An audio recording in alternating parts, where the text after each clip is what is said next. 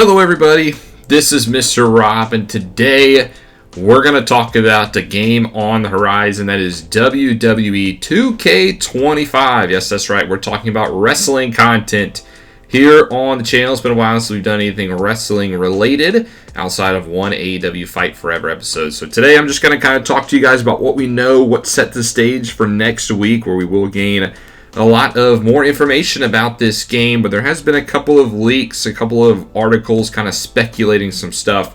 So right now we're just going to go off of that. So if you're excited for this one, make sure you drop a like and you subscribe down below, especially if you want more maybe wrestling content on the channel. You guys are the deciders. If you do, let me know in the comment section below. But I like to get these kind of talk videos out like a month and a half, 2 months before the game drops. Kind of gives us a little bit of a seed in the brain, as well as if more information does come out, usually these videos do a little bit better. So that's why I'm timing it here today. But so far we don't know much about Wwe 2K25 out of officially 2K's mouth. There's been a lot of stuff circulating, and we got arguably our biggest sort of noteworthy piece of information on the Raw Netflix debut when we saw Roman Reigns and Paul Heyman walk into a locker room and they said January 27th, and it had a Wwe 2K25 logo on the door. So I'm assuming that means we will be getting more information on the Raw that is this coming Monday. If you're watching this when this video comes out, it is said that more reveal will come out the day later, so January 28th. So we're in about a week span where we're going to find out a lot about this game. But probably the more set in stone thing that we do know is Roman Reigns is probably going to be the cover athlete. He was the one who said that on Raw, and there's actually been a cover that has been leaked, as it was in the thumbnail, and here it is also on your screen, about what the cover could look like. I like it. I think it's a cool cover. Maybe it'd be cool to get somebody else involved, which, I mean, it is surprising that Roman Reigns in this dominant performance has not had a cover.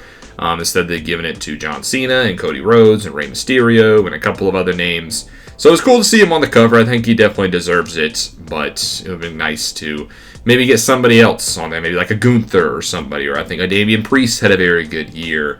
You know, maybe Jey Uso as a wild card. But Roman Reigns will be the cover athlete. All those people could still get in on the like Deluxe and Legend edition. But Roman Reigns is the cover athlete. They have not announced a release date yet. That is still to be determined, but if you look at the past 3 years since they moved to this more March release date, Wwe 2K24 came out March 8th, Wwe 2K23 came out March 14th, and Wwe 2K22 came out March 11th. And if you look at the calendar, so it's about that like second-ish, third, middle of March kind of week.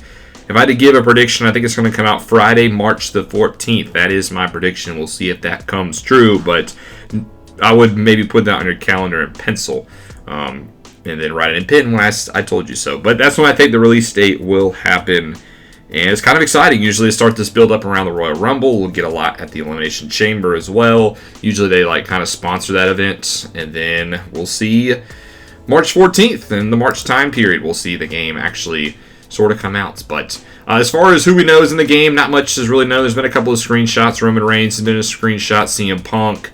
Damian Priest, so not a lot has been said. Obviously, a lot of the other guys are going to be in it, but, you know, still at the very early developments. Liv Morgan's been in a screenshot as well.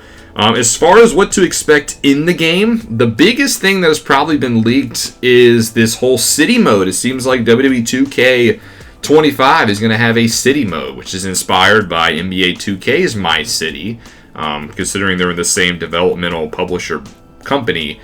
And I think this could be really interesting for Wwe 2K, being able to, I don't know what that means city-wise, considering they, you know, rotate city by city, but it'd be kind of cool if you had yourself, like, I know on a smaller scale, like your own performance center. You know, you go in, you have a ring, you can practice. I'm assuming this would be really tied to my career. As you develop your superstar, you can go to the wrestling ring and kind of do some, you know, training. You can maybe have one-on-one matches as more of like an online kind of play with somebody.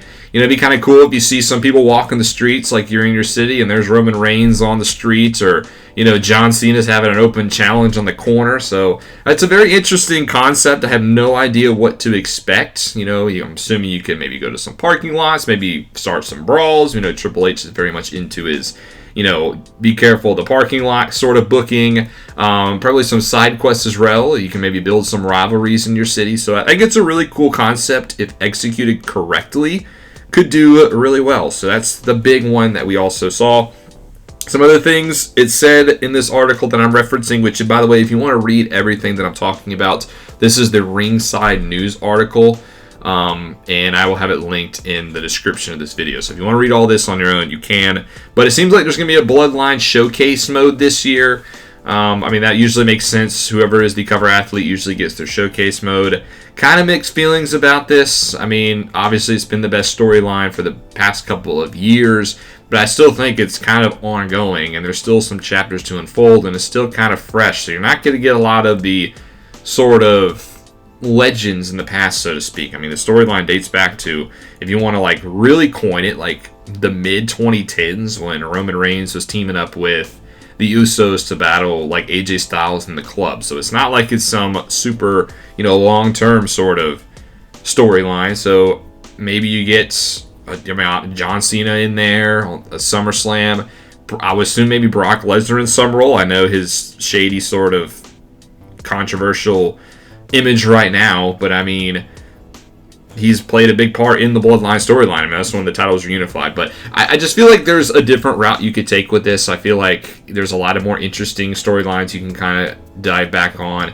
A lot of them some have been played out very much, like the Legends of WrestleMania and the Attitude Era. I'm not saying it has to be that. It'd be kind of cool to maybe do a new generation type thing. I feel like that's never been touched, but obviously, you got to get the rights to all those superstars and stuff like that. So maybe that's part of the hurdle. Also, as I'm reading this article, as a little bit of a side note, it does say that Liv Morgan is rumored to be on the Deluxe Edition, which would be really cool. I think Liv had a very good year. I think she's definitely earned that opportunity. So that'd be good for her as well.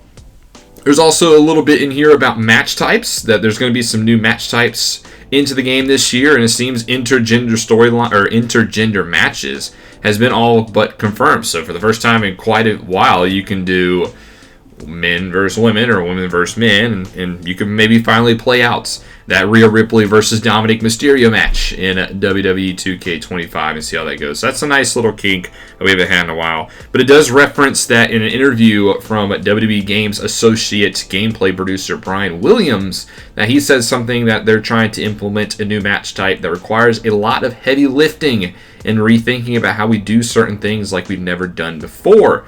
So that alludes to the fact there's going to be maybe an even bigger matchup in this year's game. We saw them introduce War Games a couple years ago, which was an awesome addition.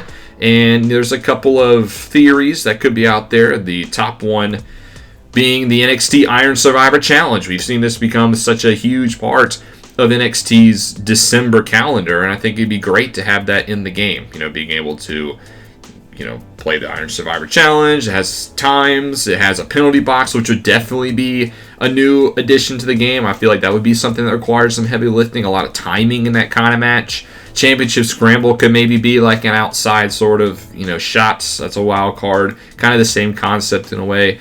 Maybe also a strap match. We've seen a lot more of those in recent years, where you got to touch the turnbuckles in succession. I can see a mini game coming in with that one. Maybe like you got to tap a button in order to pull your opponent towards a certain corner. So that could also be this new sort of matchup. And then there's also the one they referenced in the article is the NXT Fight Pit. We've seen this a couple of times. I don't think that will be in. I feel like that's just kind of like a fun little match type, and obviously we don't get every single stipulation that's in real life, so I don't think that'll be it, but it'd be kind of cool. But my bet is either on the Iron Survivor Challenge or the strap match, and I think the Iron Survivor match might make it in this year, which would be really cool to see.